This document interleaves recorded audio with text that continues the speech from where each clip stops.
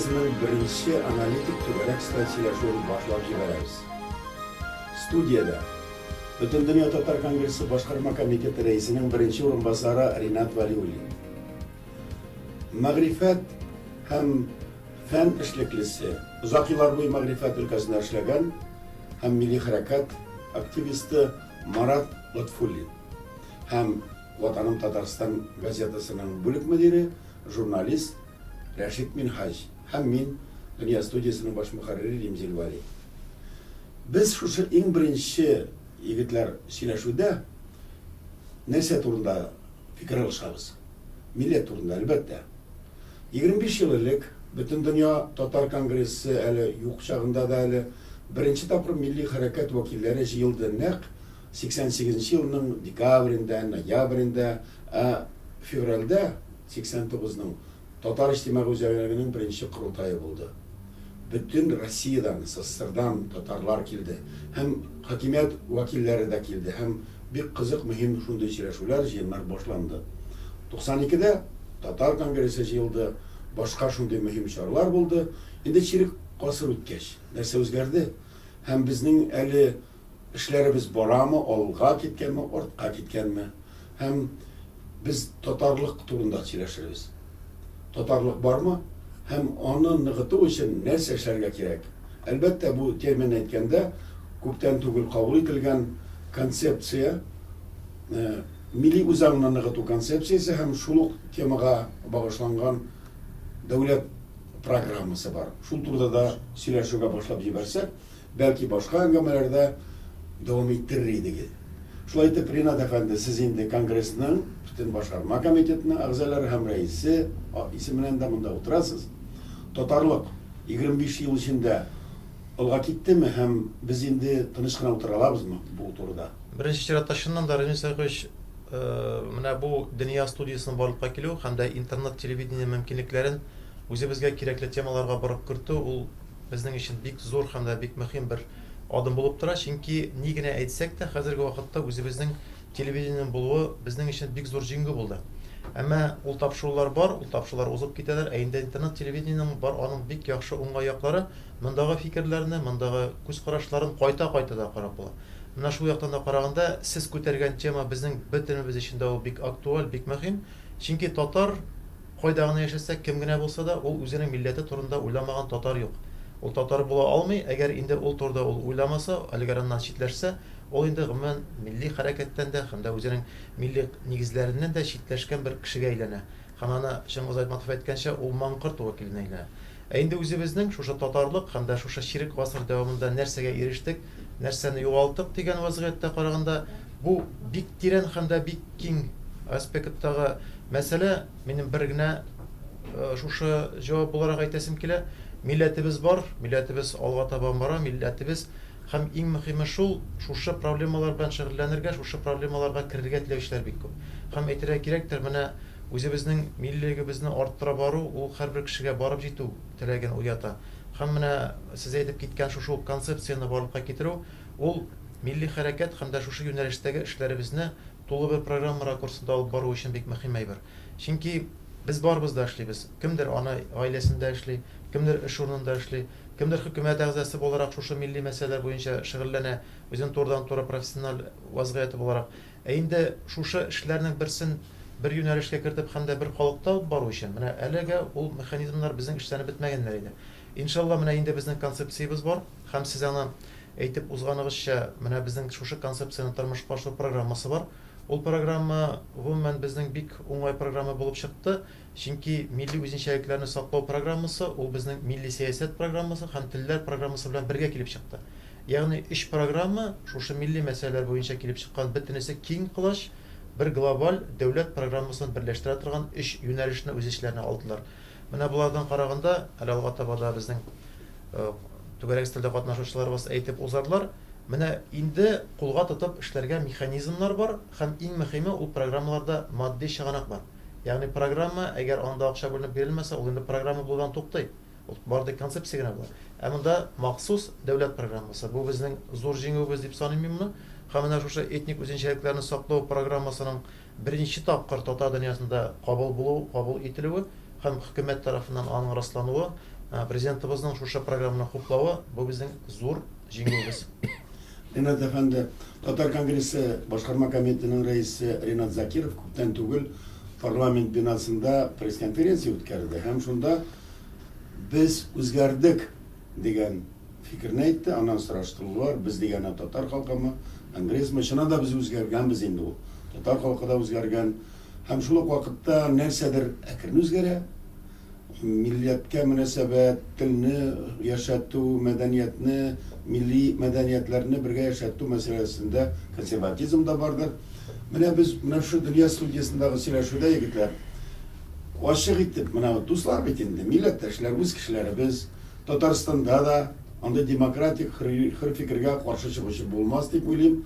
Мәскәүләр бит әллә нинди бәхәсләргә дә керәләр. Шуңа күрә сез рәнҗемәсез, әгәр дә без рәсми шушы позицияга өстәмә рәвештә башка нинди фаразлар, нинди дә бәхәсләр китереп чыгарсак та, шулай бит инде. Һәм беркем дә аңа ничектер кырын карамас, һәм караучыларыбыз да, тыңлаучыларыбыз да, укучыларыбыз да күпләр моны.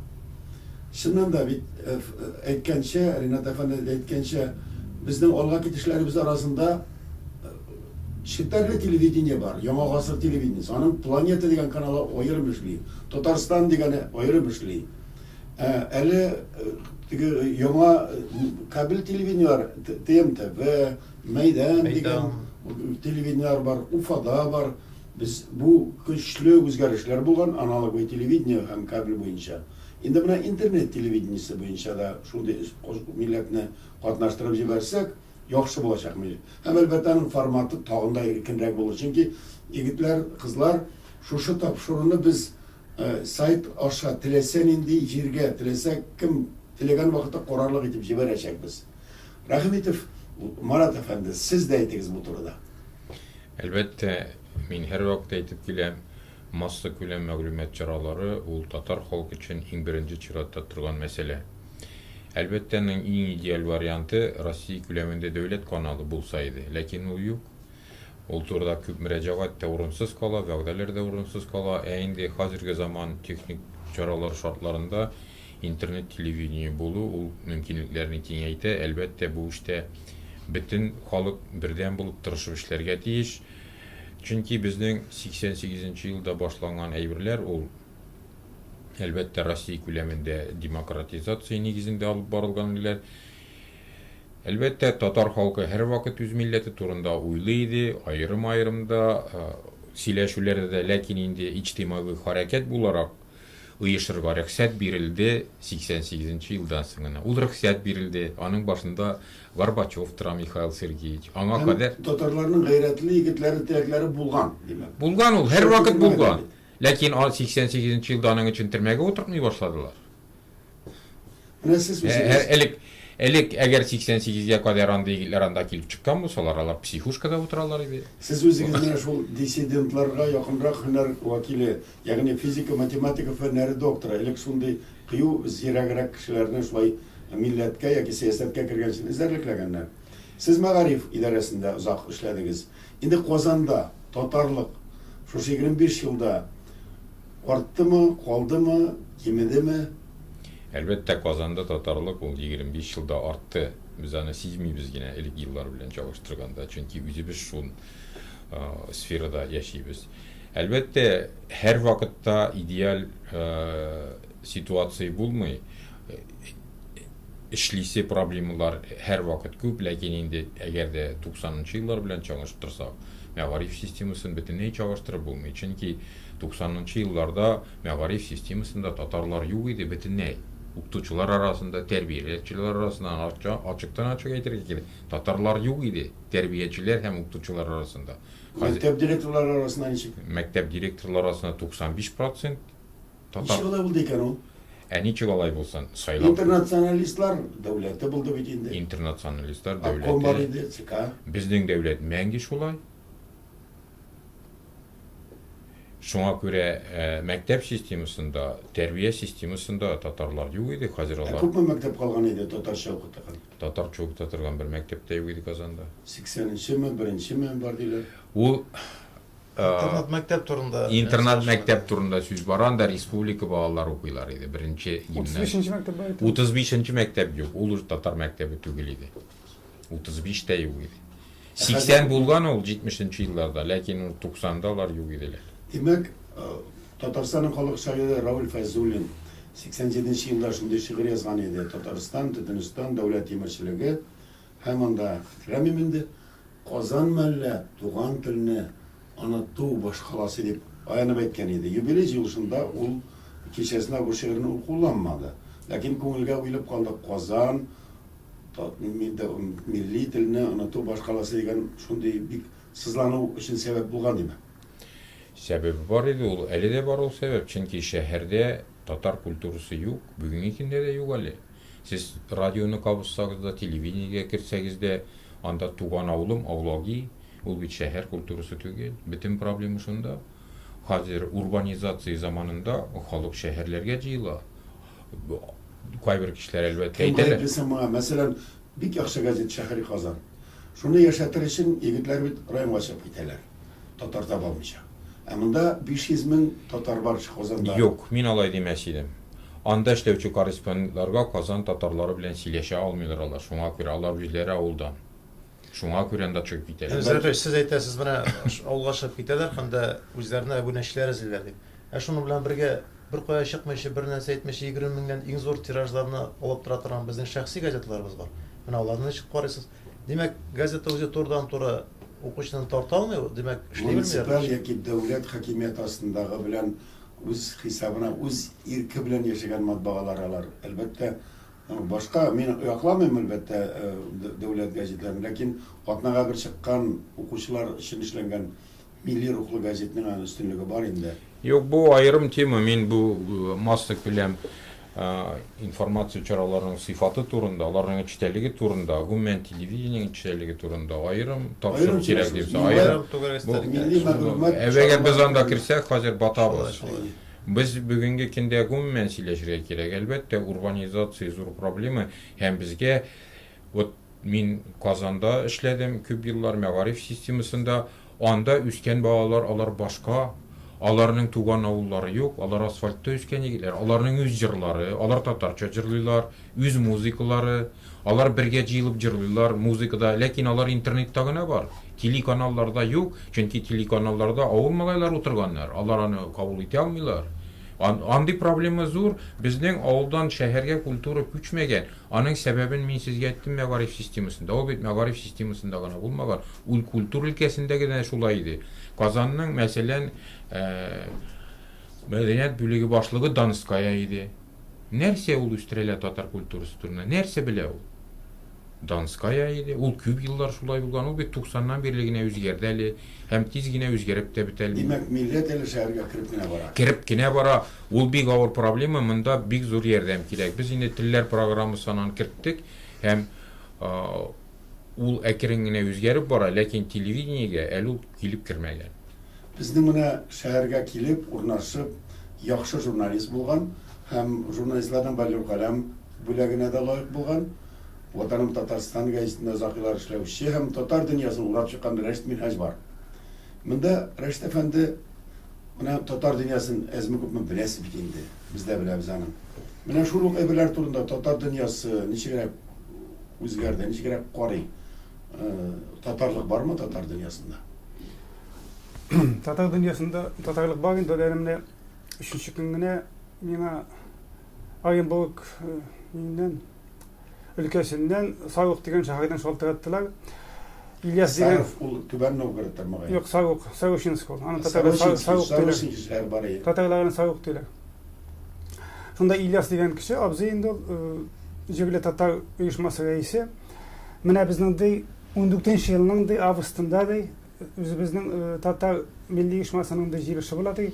Зур җыелыш шунда килегез әле ди. Менә инде 8-9 ай алдан кеше шакырып куя, әлбәттә саның күңелле һәм сөйләштек инде беләсезме ди, безне төп саклаучы механизм ул мәхәллә ди. Әйем әйтәм, абзый дип әйтәсез, мин бу хакта әйтәм, даими язып киләм. Мин бу хакта әйтәм, мәсәлән, Чувашстандагы Шыгырдан, Тукай, Урмай дигән авылларга daimi iş yapıp duram. Hem alarda менә Тукай авылында бигрәк Тукай авылы мисалында татар авылын, umuman татар милләтен саклаучы бер төп механизмнарның берсе мәхәллә икәнен күреп торам. Сез дә мәйтәм дөрес чамалагансыз, безнең газетаны укыганыгызны мәйтәм күреп торам. Biz инде белән телефоннан сөйләшеп торабыз. Дөрес юлдан барасыз дип әйттем, нәрсә дип әйтим инде. Чөнки бердән әле миңа нәрсә дә ул ошый, менә Татарстаннан читтәге Чувашстандагы моннан 150-170 километр булса да, аларда менә бездә кебек дәүләткә салынып яту юк. Бездә нинди дисәң дә үзебезнең дәүләт бар әле, ярдәм итә әле дип бар дәүләткә салыну бар. Ул күпмедер акланадык да, ләкин нигездә акланмый, ләкин алар беренче чиратта үзләренә ышанып яшиләр һәм әйтикән шәһәрдәге башка милләтләр арасында конкуренциядә алда баралар дип әйтәсем килә. Чөнки аларның авылларына килеп керсәң, 2 катлы йортлар кая килеп эләктем микән дип аптырап каласың. Анда хуҗа колхоз да юк, анда ниндидер зур бездә кебек теге мега фермалар да юк. Ничек тә халык эшли, ана бит әле бер генә көнне безнең нидә газетада язма чыкты. Шүпәрәле районы башлыгы зарлана. Бездә дә ит заводы юк, сөт заводы юк дип. Бездәге үстәгән малларны да Чувашстаннан Шыгырдан авылыннан килеп төяп китәләр ди.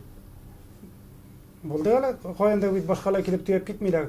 Үзебезнең Шыгырдан авылы егетләре төяп китә. Менә шуның кебек мәхәллә механизм булдыра алсак, һәр хәлдә бу татар милләтен саклап калуның бер юлы булыр иде.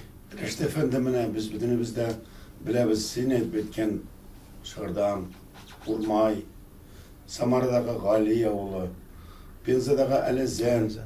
Карап торам да кай вакытта туры килә уйларга. Әллә мен әйтәм, татар төбәгендәге авыллар, кайбер төбәкләр үзләре җәмгыять булып яшәп, дәртләнебрәк киткәнме дигәндә шундый сөендерә торган тәэсир дә кала. Шуның белән бергә Ремзә әфәнде Аларның тәҗрибәсен әлбәттә караңгырак якларга да таратырга туры килде инде. бу очракта без махсус татар авылларын барлап карадык үзебезнең конгресста, һәм 4000 якын татар авылы бар Россия Федерациясендә. Ләкин менә Рәшит әфәнде әйткән авыллар, алар безнең әйдәп баручы шундый кичле авыллар, алар 10-нан 15-тән артык түгел Кызганча каршы. Калганнарының хәлләре мин артык яхшы дип әйтмәс идем, һәм дә ниндидер бер алга таба өмет тә бар дип әйтмәс идем, чөнки ни генә теләсәк тә ул дөнья һәм дә глобальләшү процессларыннан бар тик без генә һәм дә милләтне саклау гына дип, татар авылын сакларга калырга гына тиеш дип без әйтә алмыйбыз. Чөнки ул хәзерге вакытта әйтик, шул Америкада авыл культурасы гомумән юкка чыгып бетте, Европада ул инде шулай ук юк, һәм Россия төбәкләрендә ул килеп җитте, һәм әкрен генә татар авылларына да сугыла, һәм дә татар авылларына килеп чыга. Үзебезнең Татарстандагына менә авылларның кыскаруларының аның инде статистикасы бар. Елдан-ел ул сан арта бара. Ләкин шуның белән бергә әйткәндә, менә шушы Рәшит әйткән мәхәллә системасын шәһәр җирендә ничектер кулланып була дигән вазгыять бар. Менә мен үзебезнең мисалда гына әйтим, әйтик, шәһәр кырыендагы бер мәчет кырыена җыелган халыкның мәхәллә буларак җыелу аспекты бар. Ул электә булган, хәзердә ул барлыкка килде, ләкин шушында мәхәллә булып оешучыларның күбесе кайсы милләт вәкилләре? Алар татарлар түгел, татарлар киләләр, җомганы үткәрәләр, алар кайтып китәләр. Менә җомгада шушы мәчеттә кемнәр кала? Бу төннәр калалар. Менә аларның мәхәлләләре бар мәчет кырыенда. Менә безнеке Кызганча каршы шәһәр мәхәлләсе әле өлгереп җитә алмады. Әммәнең имзалары шунысы бар. Хәзер инде безгә менә шәһәр җирләрендә дә мәхәллә оештыру өчен инде үзебезнең дәүләтебез башлап уй башлады. Әле менә күптән түгел Фәрит Мөхәммәд өчен Чистайда күчмә президент утырышы уздырды. Анда менә шу 131 федераль закон бар, җирле иҗтимагый үзидарәләр оештыру турында. Менә шу Россия федераль законы үзе мөмкинлек бирә. Хәтта акчалата ярдәм итеп торабыз диләр зур проектларыгыз булса. Аның бит законның нигезе бар. Законның нигезе бар икән, башлап берүчеләр кирәк. Шулай итеп, гайны милләтнең татарлыгын саклау, ныгыту турында сүзне башлап җибәрдек. Әлбәттә, монда без киләчәктә авыл, Казан, башка шәһәрләр, интеллигенция, мәдәният, мәгърифәт, мәктәпләр турында аерым зуррак планга алып, экспертлар чакырып, сүтәрбез бу темаларны. Һәм дәүләт турында да. Һәм дәүләт вәкилләрендә, һәм дәүләт белән җәмәгатьчелек мөнәсәбәте. Кай вакытта җәмәгатьчелек үзе генә ятим бала күгер яки каршы кычкырудан башка берне белми. Дәүләт яки муниципаль берәмлекләр онтырга да мөмкин. Бу турыда без экспертлар белән сөйләшербез, һәм дәүләт вәкилләрен дә монда чакырырбыз. Һәм менә шушы татарлык темасы турындагы беренче әңгәмәнең кайбер өлешен рус телендәге аерым тапшыруда дәвам итәрбез. Берникадәр кабатлап та һәм бу теманы без үзмәбез. Хәзергә Дөнья студиясының беренче түгәрәк стәл әңгәмәсен туктатып торабыз. Сез киләсе тапшыруларыбызда моны карарсыз һәм һичшиксез рус телендәге сәхифәбезнең дә шушы ук темага тапшыруын карарсыз. Рәхмәт сезгә.